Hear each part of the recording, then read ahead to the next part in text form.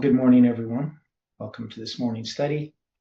And before we begin, looking again at 2 Samuel chapter 15, let's have a word of prayer.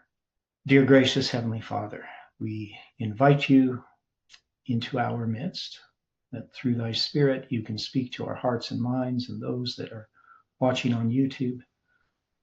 We know, Lord, that you have a purpose for each one of us, and that you have created us in a particular way and brought us through a particular experience, that your name may be glorified upon the earth. So we submit our lives to you and ask that you can work through us and use us, and that as we study your word, that we will be strengthened, that our minds will be enlightened, and that we can be encouraged as we go through these final events of Earth's history. So be with us now in this study. We pray in Jesus' name. Amen. Well, good morning, everyone. So before we started recording here, Stephen and I were having a conversation, a few different conversations, I guess. But the one thing of note is that we have, at this time, two issues being agitated in social media within the Christian circles. One is the Sabbath, because of Charlie Kirk's book, In the Name of God, dealing with the Sabbath. And then also a Christian actor, Kirk Cameron, has taken publicly the view of, I guess you could call it annihilationism or conditionalism, which is bringing to light again the book by Edward Fudge, The Fire That Consumes, and then there's a movie out too called something in Mr. Fudge. I can't remember what that title of the movie is. But it's just interesting at this time that these two great errors are being agitated. So it's something that, of course, every Adventist should be thankful for and take the opportunity to have these discussions with people in a Christ-like way. Unfortunately, there are many Adventists who are doing a lot of damage in how they're dealing with the issue, especially with Charlie Kirk, with some of their The Hell in Mr. Fudge, yeah, as Steve says, is the name of the movie. So we can see that people are going to be making choices as these issues arise. And so it's pretty clear that we're in end time events that we have long prayed about as Seventh-day Adventists. Now, any thoughts about any of that by anybody before we get into our study? Well, exactly what is it that Cameron is advocating, and what is this other book advocating? Okay, so the book, The Fire That Consumes? Yeah. So that is a book by a Baptist minister. I read it. I studied it in university back in 1995. It was a new book at that time, 1995, 1994. My professor, Dr. Russell Nelson, he recommended that I read the book because he knew that it aligned with my views as a Seventh-day Adventist. And we were doing a course on intertestamental literature. And so Edward Fudge goes through a lot of intertestamental literature showing that the Jews never did teach an immortal soul, and that view came in much later. And the idea of consciousness after death was not a Jewish idea. So it's teaching what we believe about the state of the dead, and that this actor, Kirk Cameron, has publicly on his social media platform, whatever he uses, I'm not sure whether it's YouTube or whatever, but is made a public stand for the idea that the wicked are not tortured forever in eternity, but that they are destroyed, and that this is more consistent with God's character.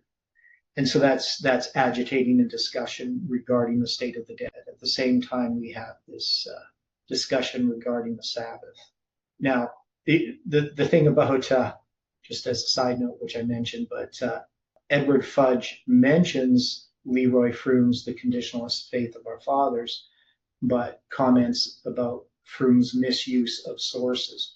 I'd actually had AI do some research into that, because back when I read Movement of Destiny by Froome, I'd noticed his misuse of sources in regard to statements that he claimed were Ellen White was making about A.T. Jones, but they weren't about A.T. Jones at all. They were about his opponents, disparage Jones' character, and then also his mistreatment of the book Christ in Our Righteousness, or The Righteousness of Christ, or Christ in His Righteousness.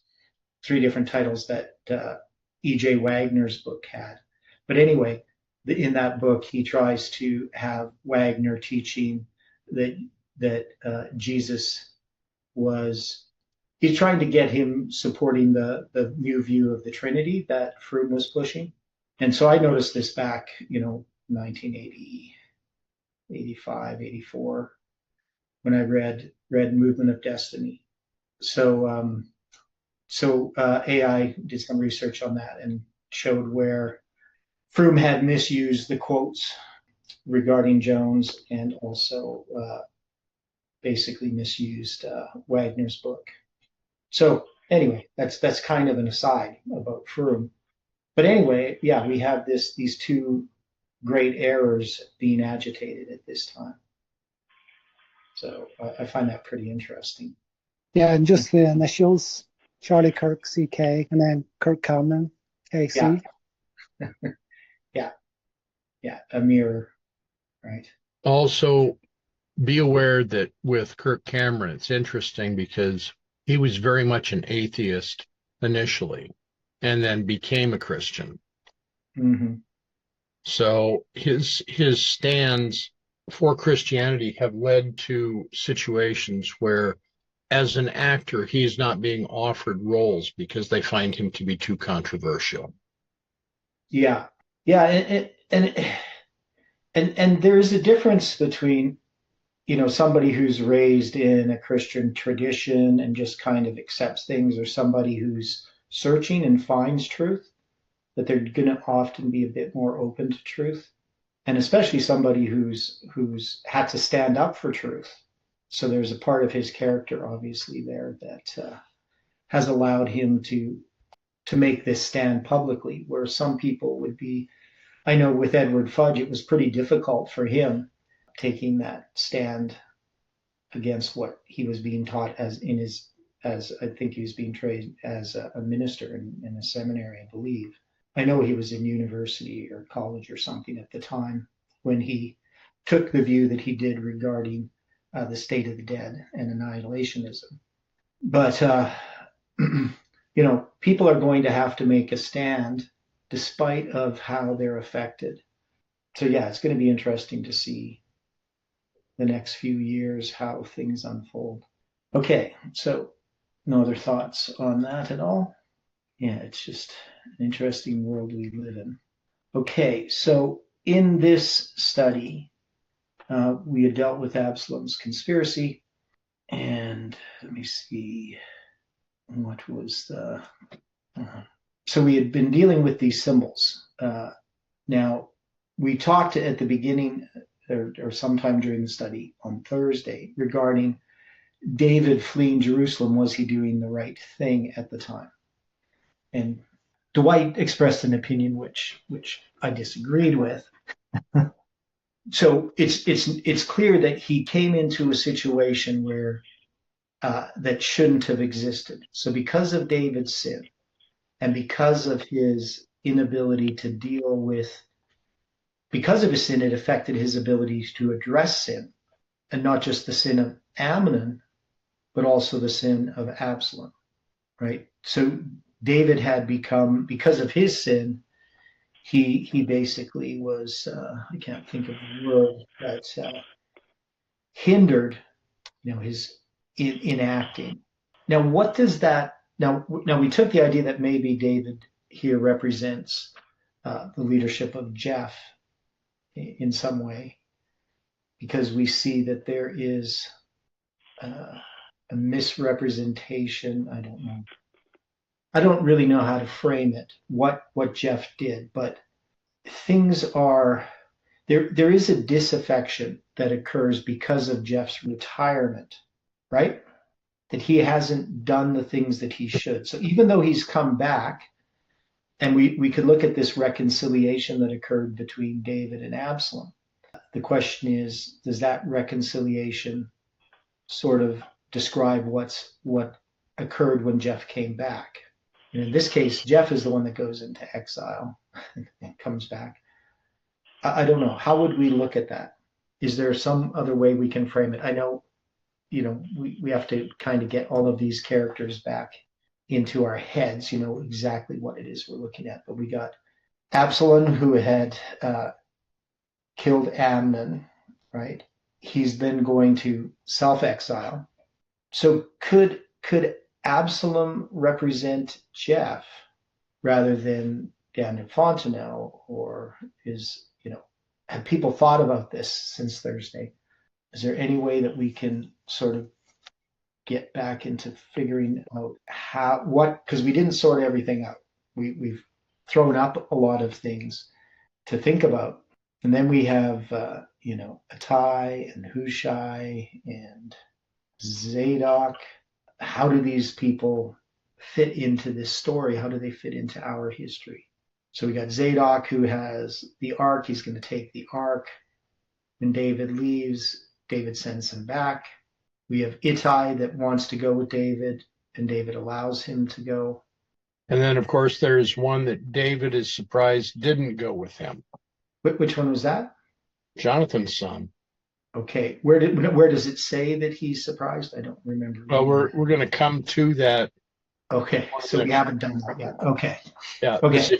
The situation that we're looking at right now, where we're dealing with Absalom, David, the different counselors, I would almost have to think that Absalom would be more representative of those that were not happy with July 18th. Okay. And that Ahithophel is more representative of a counselor that didn't like numbers or dates. So I'm not applying a direct name to Ahithophel at this point. Just the American group, maybe? Well, or just generally those that didn't like the numbers and dates? Just never. Generally those that don't like the numbers and dates. Okay. So that's my opinion. Mm-hmm. And I put it out there for consideration. Yeah. And the thing that I find, so thanks for that. Because the thing that I find difficult about this is I don't think we can really label things exactly. These more represent different attitudes or classes. Would you agree with that? Repeat that statement, please. So it deals more with attitudes or classes within the movement rather than specific individuals. Yes, agreed. And so, sometimes we try to say, well, this attitude or this person is part of that class, but they're not really the whole class, right? So then we have to look at, David being still connected to the message, like, and connected to July 18th, yet there is a failure. So that failure of David, we can connect to those that were proclaiming the message of July 18th, right? Not necessarily to July 18th itself. Okay. Does that make sense? That can work. Yeah. Because David does represent July 18th on some level. And July 18th has people connected to it. And the message of July 18th has things connected to it that are not correct. One is we have the proclamation that Nashville is going to be hit by a nuclear attack by Islam on July 18th, 2020. Well, that doesn't happen. And so there's this misuse of July 18th. And so David just represents everything about July 18th in its the fact that it's anointed by God, but also the fact that it has faults, that there's problems with the July 18th study, right? That it still has to develop and grow, and there's going to be these mistakes made that Jeff has made. So he's going to make those mistakes in using July 18th. After Jeff, there's going to be the misuse of July 18th by Colin and Odilio, because they're going to try to connect the events that are happening with this immediate Sunday law, Trump bringing in the Sunday law. Then this reconciliation that happens. So first we have Amnon. He's going to, because of David's sin, so if it represents a class of people within the movement, we'd have to figure out what does Amnon represent? What error, I guess, or what character trait. So we said, well, this has to do with lust, right? And that lust in the story of Amnon is sexual lust, but there's other types of lust that it could be illustrating. And then we have Absalom, of course, after the 2 years, killing Amnon, but that was the responsibility of David to mete out that justice. And a lot of it, the anger towards Amnon, is really anger towards David, towards July 18. So then we have the rebellion of Absalom, where he's going to seek to take over the kingship from his father. And when that news comes to David, he's going to flee Jerusalem. And then we have these different characters that are mentioned: Zadok, Attai, Hushai, right? And then also we have Ahithophel, who is giving counsel to Absalom. So to me, it's kind of complex, trying to understand this story. There's just a complexity to all of these characters. And I don't think that we can just take a one-to-one comparison between individuals within the movement. They do represent different types of attitudes or classes.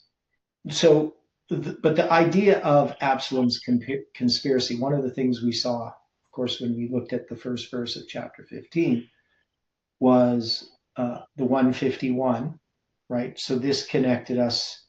Well, it could connect us to the 15th day of the first month, but we primarily looked at it as Parminder's time setting.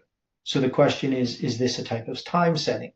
And the fact that he prepared him chariots and horses, what would that connect us to as a symbol? Is chariots going to connect us to Daniel 11, verse 40 to 45, verse 40 particularly? And his horse is going to connect us to the prophecies of Islam. And then we have the 50 men, right, which we have in the story of the other guy. We're also going to have chariots and horses and 50 men. What's his name? Adonijah, right? He's going to prepare him chariots, his horses, and 50 men to run before him.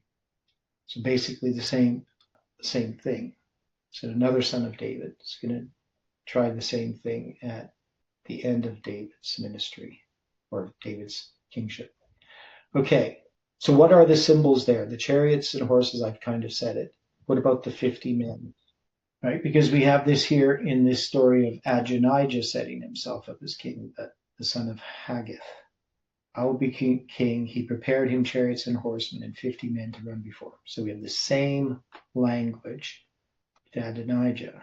Now this is going to be when David's dying, right? And Solomon's going to be made king. But Adonijah is going to be challenging Solomon. We haven't got to this story yet, but is there significance that we have the same exact wording with Absalom and Adonijah? And what would that mean? So nobody has thoughts on this? How else could we approach this? Okay, we'll go back over this again. So we got 15 verse 1, 15 verse 2. Absalom rose up early and stood beside the way of the gate. So what's the way of the gate symbolically? So we know the gate is an opening, a door, a gate, sha'ar, right? So we have a gate. This isn't the word that deals with the chiasm structure, okay? And it's the way of the gate. The word way is the going of the gate, the going in, 1870. We know that's a symbol of July 18th. So what would we do with this way of the gate? What is it symbolizing? Why is Absalom beside the way of the gate? And the word beside is interesting as well, because you have this word hand, 3027, which is a symbol of March 27th. And it's just connected to the word al, which is a preposition. It just means above or over the hand. So he stood at the hand of the going, or the going of the gate, the road of the gate, the path, the way of the gate. Shar. So what is Absalom? What is his message? He represents a message in this conspiracy. So we got symbols from Daniel 11, verse 40. We have symbols of Islam. We have symbols of 50 that we haven't really interpreted of how we would understand that. It could refer to the 50 that are left after the great disappointment. And it says there's about 50, right? So maybe it's something to do with that. And then we have the way of the gate. And he's going to, in being at the way of the gate, he's going to basically put himself in the place as the one who can give judgment, right? That the king is not addressing these issues, he can do a better job, right? So any man that had a controversy came to the king for judgment. Then Absalom called unto him and said, of what city art thou? And he said, thy servant is one of the tribes of Israel. And Absalom said to him, see, thy matters are good and right, but there is no man deputed of the king to hear thee. And I was made judge in the land, that every man which hath any suit or cause might come unto me, and I would do justice. So what is he doing spiritually? How would we characterize this behavior of Absalom? How would we see this within the movement? Literally, he's being subversive. Okay, yeah. But we have these symbols. I mean, is there a type of subversion that has occurred in bypassing David, which represents July 18th, and with an alternative message? And how is that done? How would what he is doing, how would that characterize what we see in the movement? Well, in this situation, Absalom, isn't he wanting, in a way, to, at least for a while, turn back the clock? He's asking to be made judge. He's not openly saying he wants to become the king or the leader, even though his actions in having these 50 men and these horses run before him. Yes, and now, of course, being judge, wouldn't that imply being king in this case? But he's focusing upon the fact that he would give justice to people, Right. not on the fact of his rule, right? So is David not doing his role of judge properly because of his sin? Right. Okay. Okay, but in this situation, is Absalom hearkening more back to Abimelech? Because Abimelech was never anointed, but then he wanted to become the king. Yeah. Saul was anointed, David was anointed, and we will see later that Solomon was anointed, and Absalom is bypassing that. Yes. Okay. So how would we then apply that? What would be the significance of that? In this kind of a situation, you have a party that wants to have the civil authority, but not wait for the religious blessing, if that makes sense. Okay. And the one thing we see in David is his waiting upon God in this situation. Like, that's why I think when he flees Jerusalem, like, I think he's acting in the same way he was prior, that he's letting God take care of the situation rather than, acting. Now, we could say, well, he's weakened because of his sin. There's no doubt about that. Would it be like Jacob and Esau? Esau didn't want to spiritual, but he wanted The temporal. the temporal. Yeah. Yeah. Now, in looking at this in relation to the movement, I mean, one of the things I'm always thinking about is, can any of this apply to us? Any of these negative things? Are there things that we have done wrong in how we've dealt with what has happened in the movement?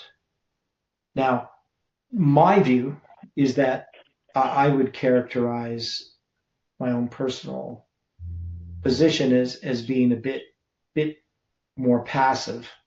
That is, I believe that God is in charge, and that even though sometimes we want to act, and sometimes I've done some things that are rash, I recognize that I don't know enough to figure out, human behavior and to solve all the problems. That I focus upon studying and understanding God's word, and that I see. So this is just my opinion, but I see the other people in the movement have tried to take things into their own hands, which I would say is more like Absalom, where David, he's going to act more in this passive way. Now, part of that is because of the failure of July 18th, the mistake in time setting, right? So being given a date, but it misinterpreting it is what happened in our movement.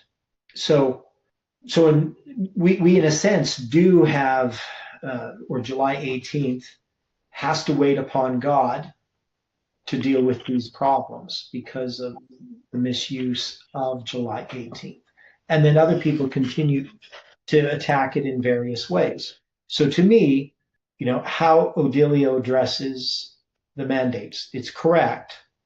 The problem is in the way that he's presenting it, and I'm not making a criticism of Odilio as a person, because I don't think it's really has to do anything with him as a person.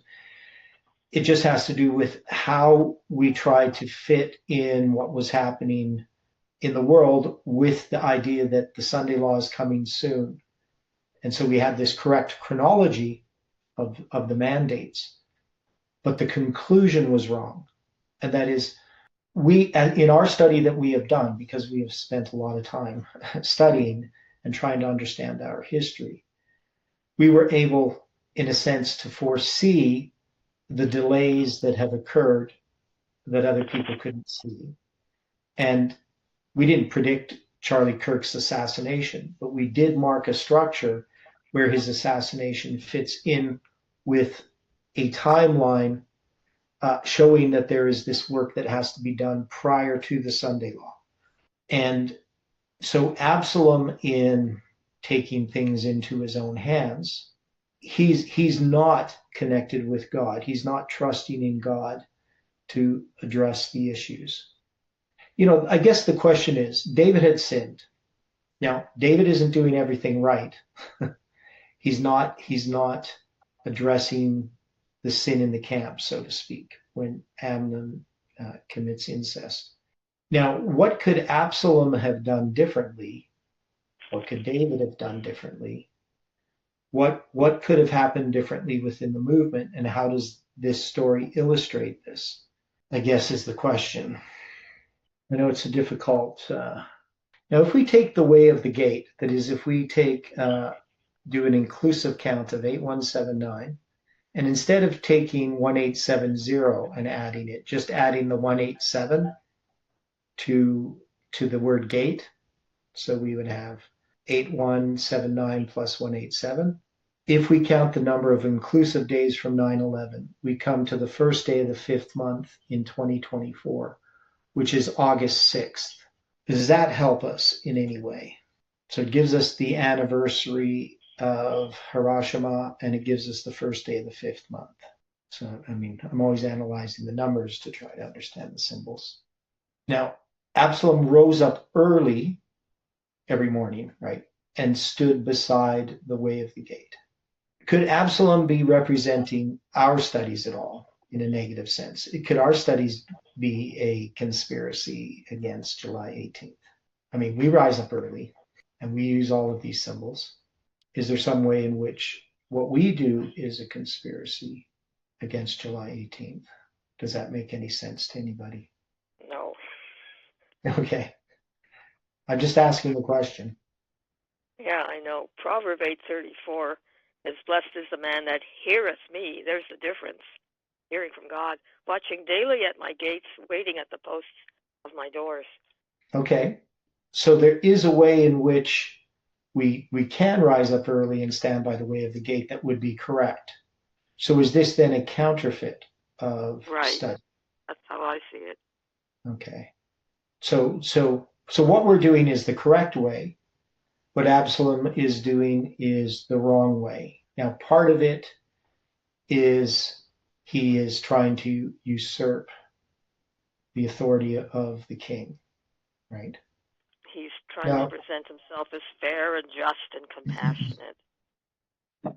Okay, well, I try to present myself as fair and just and compassionate. But how sincere is Absalom? That's the question. Yeah, I guess. So this is just a counterfeit of what we should be doing.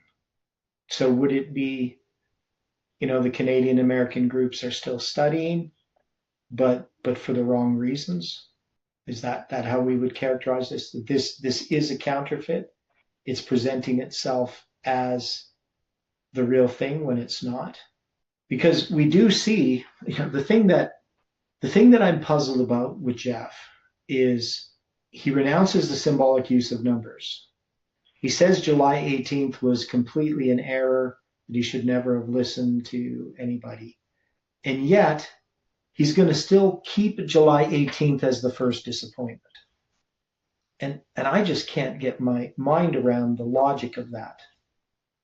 Because if you're going to compare July 18th to the first disappointment, and you're saying July 18th was an error, was everything that led Miller to proclaim the end of the prophetic periods then error, right? Like, I don't see the parallel. I see the parallel with the first disappointment in November 9th, and that is, now a person could say, well, November 9th, 2019 was based upon Tess's,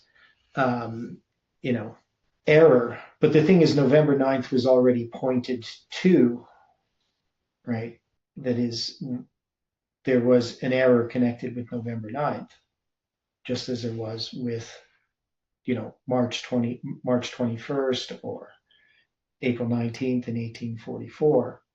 But there was a foundation that was being laid in the movement, and there was support for November 9th, 2019, based upon all of the studies that I had done. In a sense, part of the way that I looked at what happened in 2018 with time setting is, one is we weren't supposed to time set. Now, Jeff had asked me back in 2014, if all of my chronology was leading to some kind of time setting. At least that's what he was hinting at. I think he was trying to test whether I was a time setter, because I had all these dates and numbers, and maybe I was a time setter back in 2014. And I definitely was not. So I told him, no, I don't bring any of these dates into the future. Now, when time setting was introduced into the movement in 2018, I'd already done the week of Christ study, and I already had saw that we could take those dates and put them into the future, but I wasn't seeking to do that. And when Jeff introduced the idea that we're going to be setting dates, in my mind, it was, well, this week of Christ study, I do have dates in the future. How would we do that? And then I'm going to do a presentation regarding Judas' betrayal, being the 12th day of the first month, and marking that as 2019. That's before Tess does her presentation about November 9th. And, so I'm going to actually have like April 8th, 2019 as this Judas betrayal.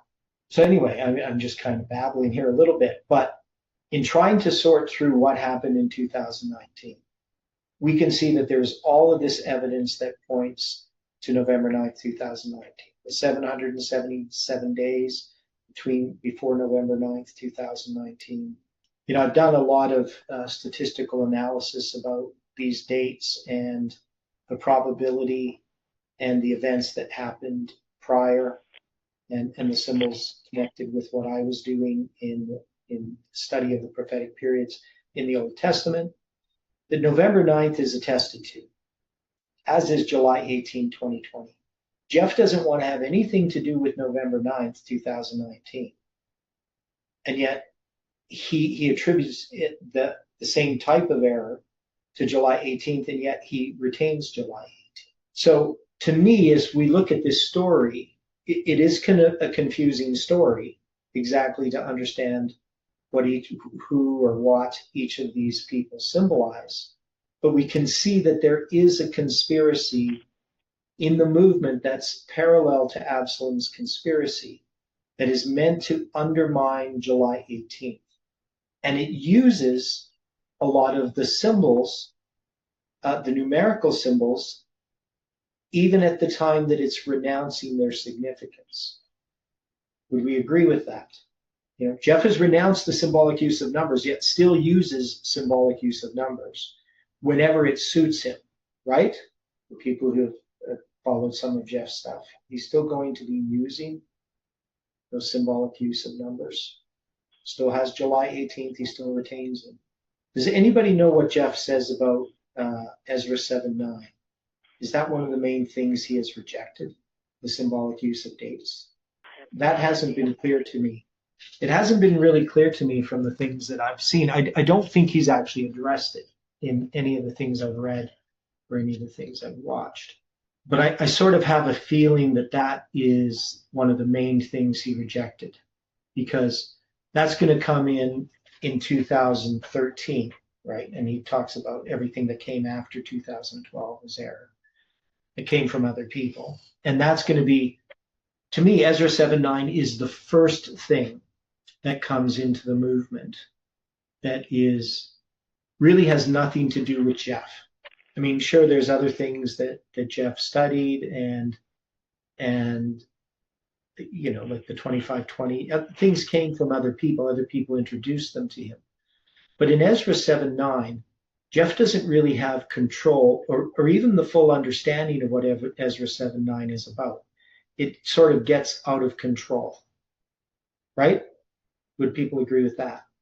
Because Ezra 7:9 does explode into all of the symbolic use of dates.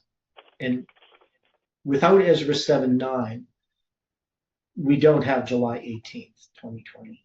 There is a logical connection between them, right? So I'm still not sure. You know, I've puzzled over this, how we would take this whole story and fit it. You know, I think it will come with time. But let's look at chapter 16. Let's go there. We'll come back to chapter 15. When David was a little past the top of the hill, behold, Ziba, the servant of Mephibosheth, met him with a couple of asses saddled, upon them 200 loaves of bread, and 100 bunches of raisins, and 100 of summer fruits, and a bottle of wine. So what do we see here? There's lots we see here, right? Okay, what is the bottle of wine? Doctrine. Okay, so we got doctrine. Now we got the raisins and summer fruits. And we also have 200 loaves of bread. So you got 200 of loaves of bread, 100 bunches of raisins. So that is a bunch of grapes that's been dried, right? And 100 of summer fruits. So whether that's I just think that'd be individual fruits, whatever they are. So that should be fruit should be no, this is chayotes, a harvest of the crop, whether a product of grain or fruit. Okay. So I'm not sure why they translated it as summer fruits. So 100 of something of the harvest. And even the bunches of raisins, it's just a cake of dried grapes, bunch or a cluster of raisins. Of course, lechem for bread, yayin for wine. You got a bottle of it. That is a skin bag for liquids. So just one bag of wine. Okay. Now he's on with a couple of asses. So here you got 6776. That is a pair of asses. So that's going to be a male ass, Camor, right? And it's also saddled, right? So that saddled, it's wrapped. It's got a wrapping on it with this load. So we would have a symbol there for Islam, but we also have these loaves of bread, these raisins, the summer fruits, and the bottle of wine. Okay. This is somewhat like 1 Samuel 10, 2-4. Yes. Passes bread and wine there. Yeah, yeah. So it goes back, and that is the story dealing with Saul, right? Yeah. Yeah.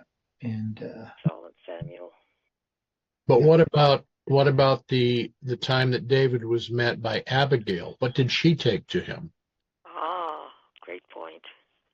okay, what did she take? Well, Where's that? I'm getting to it right now. Verse 18, 1 Samuel 25. Okay. Yeah, because she took 200 loaves, 2 bottles of wine, 5 sheep ready dressed, and 5 measures of parched corn, 100 clusters of raisins, 200 cakes of figs, and laid them on asses. Mhm. So Abigail is recognizing that David is the anointed. Mhm. Ziba, who is the servant of Mephibosheth, is also going to honor David, but is honoring him as king, not just anointed. Mhm. Okay. We'll But keep those things in the back of our mind. Anyway, Ziba, you got another thought? Ziba came directly to David.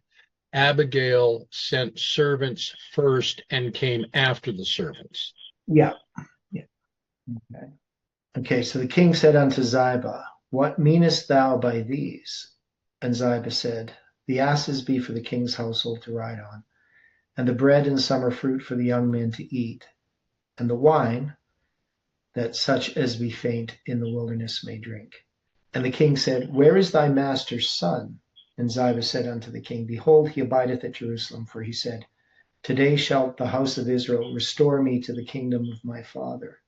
Then said the king to Ziba, behold, thine are all that pertained unto Mephibosheth. And Ziba said, I humbly beseech thee that I may find grace in thy sight, my lord, O king. Okay, so what's happening here with Mephibosheth?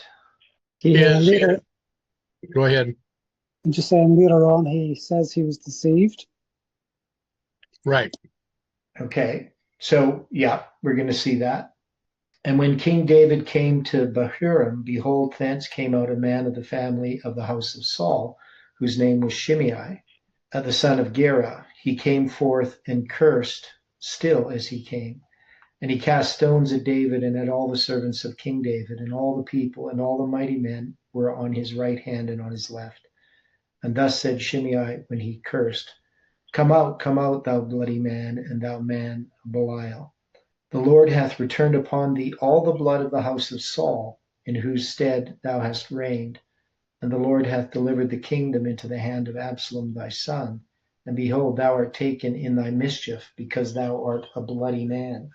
Then said Abishai the son of Zeruiah unto the king, why should this dead dog curse my lord the king? Let me go over, and I pray thee, and take off his head. And the king said, what have I to do with you, ye sons of Zeruiah? So let him curse, because the Lord hath said unto him, curse David. Who shall then say, wherefore hast thou done so? And David said to Abishai and to all his servants, behold, my son, which came forth of my bowels and seeketh my life, how much more now may this Benjamite do it? Let him alone, and let him curse, for the Lord hath bidden him.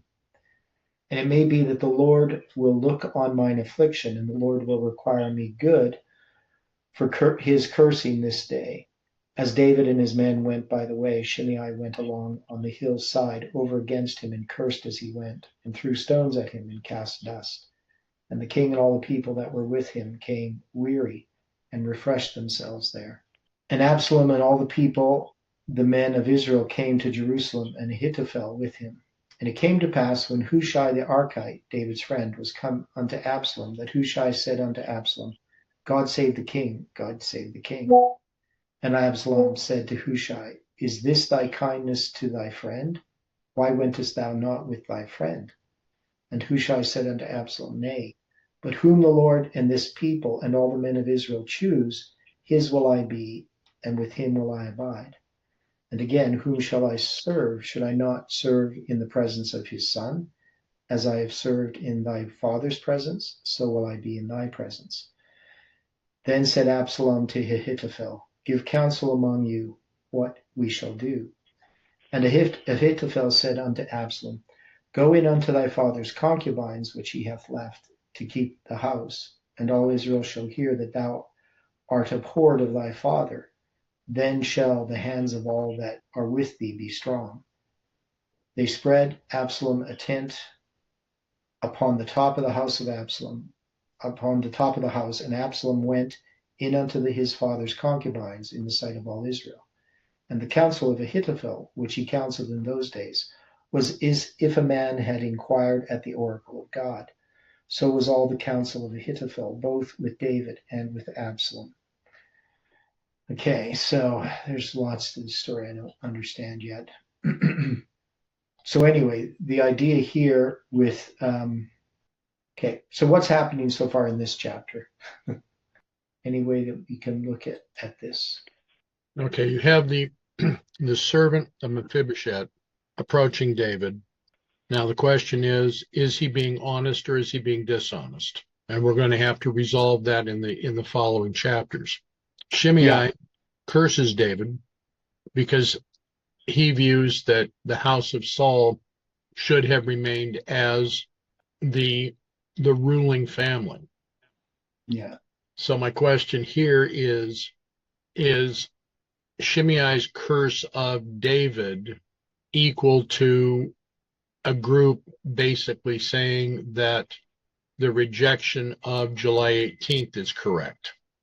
Okay, ask that again. Well, okay, the point right now is that Shimei is looking to curse David. He believes David is a usurper. He believes that the house of Saul should have remained as the ruling family in Israel. Now, the only part of the ruling family that remains is, of course, Mephibosheth and the sons of Saul's concubines. Okay. Now, is Shimei representing those that rejected July 18th and is rejecting July 18th because they wish nothing more to do with the numbers or dates? Yeah, well, okay. Now, there were people that never accepted July 18th. That's true. But were on the fringes of the movement, right? Correct. They didn't like the time setting at all. They didn't like November 9th. They didn't like July 18th. Many of those have come back to Jeff since then. Not all of them, but some. So it could represent that class. Because I would think that Shimei probably never accepted David. Well, at that point, David was he was not accepting David. Whether or not he is honest later is going to be something to be resolved. Okay. Yeah. Now, well, getting back because we haven't got to, but David is going to make this judgment regarding Ziba, giving him all of Mephibosheth's property, right? Yet he doesn't examine it, right? He doesn't question. He just accepts what Ziba says, right? So he believes this fabrication. He doesn't take the time to investigate. Now that kind of reminds me of Jeff, because that's what Jeff did all the time. He would hear reports and just make a quick judgment about it without investigation. Where that just represents this spirit that still exists, but David here is shown doing this, right? So there are things about David that remind me of Jeff. Okay, and then we have the story with Ziba. So this mocking of David that happens. But in this case, it would have to be July 18th. And we also have his curse, which is thou art a bloody man, thou bloody man, and thou man of Belial. Well, the word bloody, we see 1818. We know that that's a symbol. And we saw it, well, one is the first primary symbol is 1818, when Miller first proclaims that in about 25 years hence, the history of the world is going to be all tied up, right? But we also know that we had that 1818 years from the ark door closing on the 10th day of the 7th month to Ezekiel's 10th day of the 7th month in Ezekiel 40. So that 1818 connects there. We also have Shimei, he says, when he cursed, come out, come out. So what does that remind us of? The doubling. Yeah. Babylon has fallen, come out of her, my people. It's a doubling. It's the second angel's message. So, Shimei is giving this in his curse.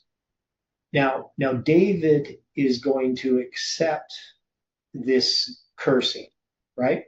Why does he do that? Why does he accept it? He's saying the Lord has said unto him, curse David. And Zeruiah, he's going to, or it says Abishai, the son of Zeruiah unto the king, why should this dead dog curse my lord the king? Let me go over, I pray thee, and take off his head. Right? So it's Abishai who says this.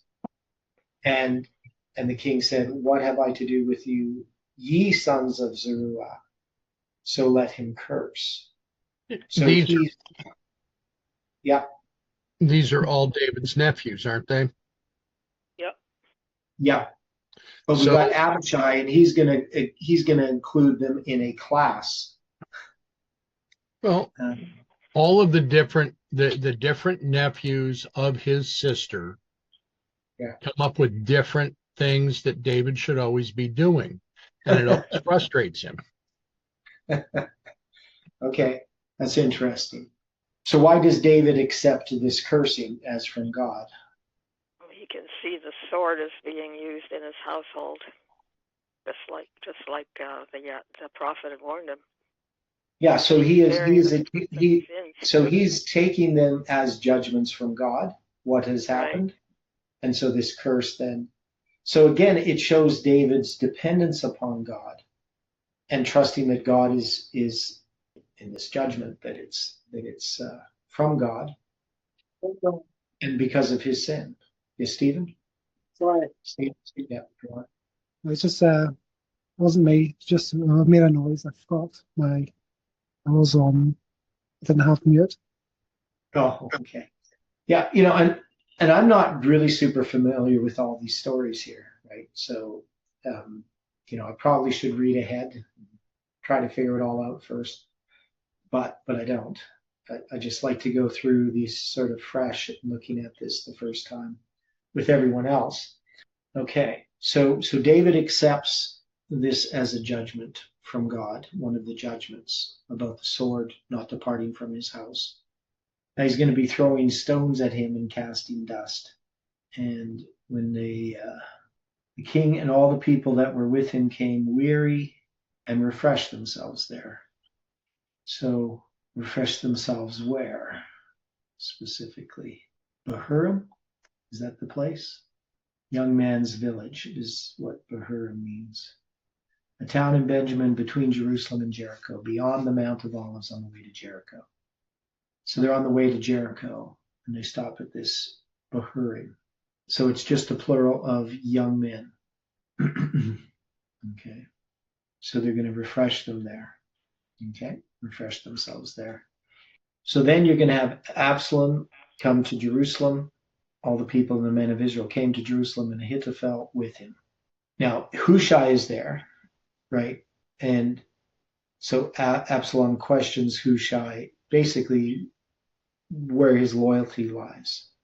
He says, I'll choose to be wherever the men of Israel choose, right? And then Absalom's going to seek counsel from Ahithophel. So what's the purpose of this counsel of Ahithophel? What is he trying to do with this counsel to Absalom? Isn't he trying to embarrass David? Yes, but also isn't it to drive even a further wedge between Absalom and David? Well, when you get down to who Ahithophel is, Yeah. it becomes a little bit more that he is yet not very happy with David for marrying his granddaughter.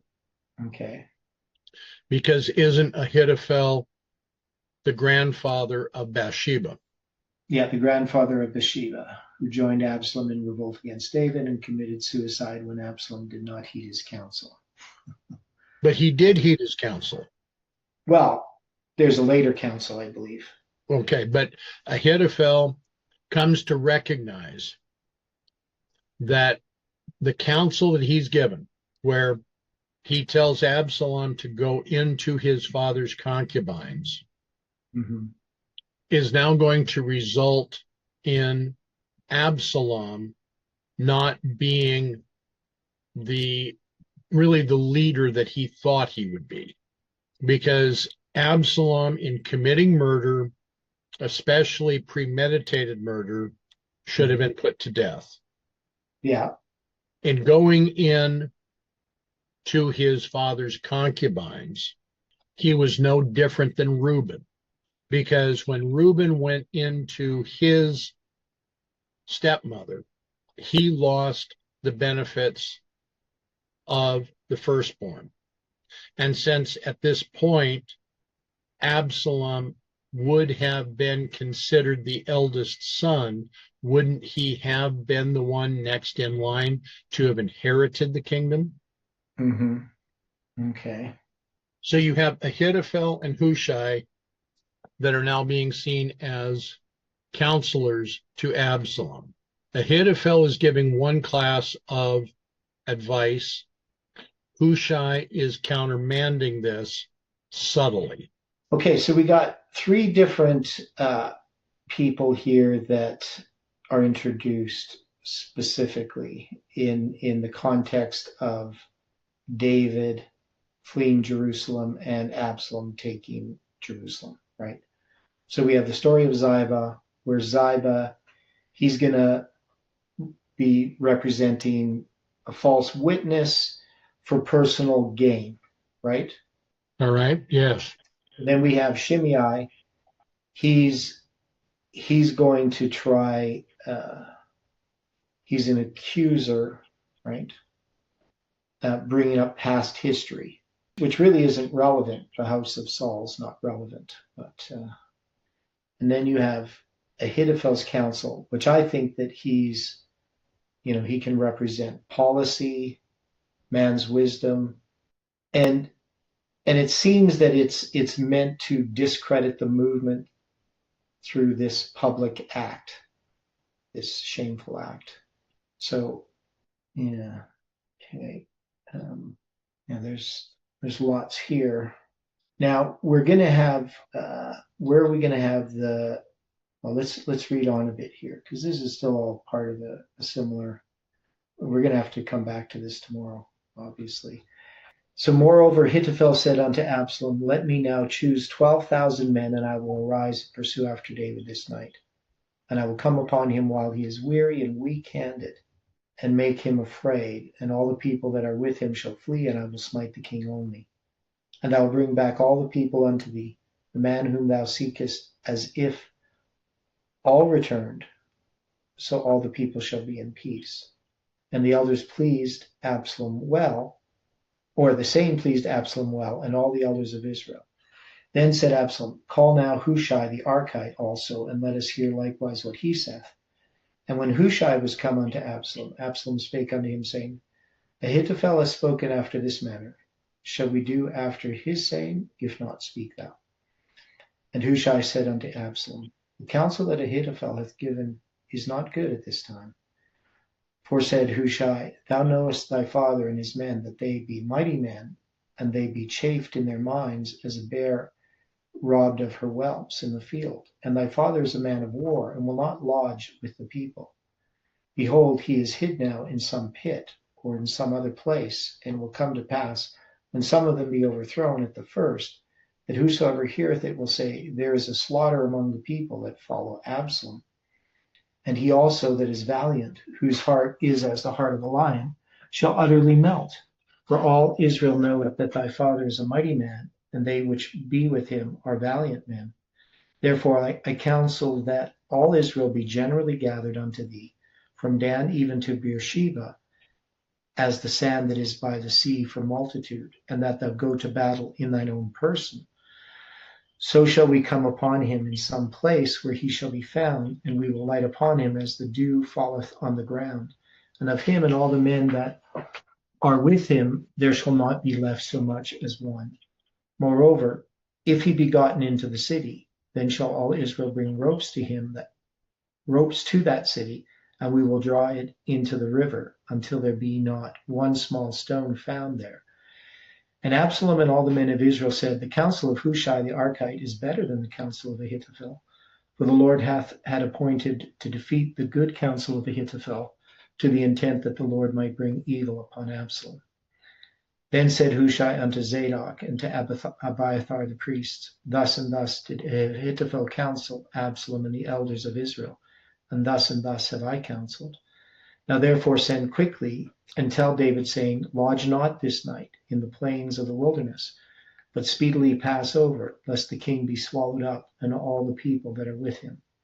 Now Jonathan and Ahimaaz stayed by in Rogel, for they might not be seen to come into the city. And a wench went and told them, and they went and told King David. Nevertheless, a lad saw them and told Absalom, but they went both of them away quickly, and came to a man's house in Bahurim, which had a well in his court, whither they went down. And the woman took and spread a covering over the well's mouth, and spread ground corn thereon, and the thing was not known. And when Absalom's servants came to the woman to the house, they said, Where is Ahimaaz and Jonathan? And the woman said unto them, They be gone over the brook of water. And when they had sought and could not find them, they returned to Jerusalem. And it came to pass, after they were departed, that they came up out of the well, and went and told King David, and said unto David, Arise and pass quickly over the water, for thus hath Ahithophel counseled against you. And David arose and all the people that were with him, and they passed over Jordan by the morning light. There lacked not one of them that was not gone over Jordan. And Ahithophel saw that the counsel was not followed. He saddled his ass and arose and gat him home to his house, to his city, and put his household in order, and hanged himself, and died, and was buried in the sepulchre of his father.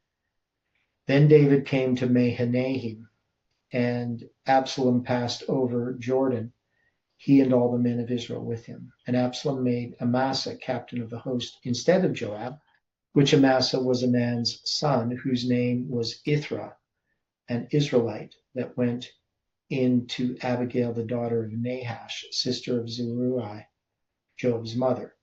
So Israel and Absalom pitched in the land of Gilead. Okay, anyway, we don't have time to read all of this, but we can see that this covered the fact that this counsel that Ahithophel is going to give is going to be rejected, because in God's providence, then it's going to end in the suicide of Ahithophel. So there's tons of stuff here, but I still don't know how to sort any of this out. But any final thoughts before we close with prayer? It's talking about him passing over the water. Is this the same Jordan that he passed over? Well, yeah, they have to pass over the Jordan to get to Jericho, right? I mean, eventually. Where What's that?